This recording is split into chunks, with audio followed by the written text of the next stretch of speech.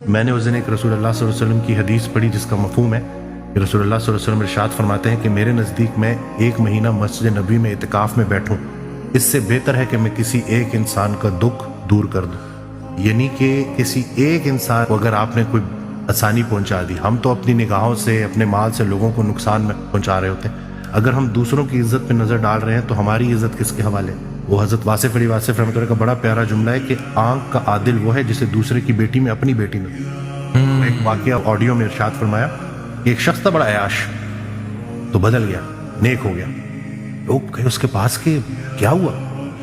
جی بس مجھے پیر مل گیا، اور پیر بھی کامل مل گیا. تو پوچھا کہ کہاں ملا پیر؟ کہتے میرے گھر بیٹی پیدا ہو، جب سے میں نے بیٹی کا معصوم چہرہ دیکھا ہے میں نے اس سے وعدہ کیا ہے کہ آج کے بعد تیرا باپ کوئی کبیرہ گناہ نہیں کرے گا. جب بیٹی کو رخصت کرتے ہو نا تو جہیز میں یہ بھی دیا کرو کہ جب سے تو اس دنیا میں آئی ہے تیرے باپ نے کوئی بڑا گناہ نہیں کیا.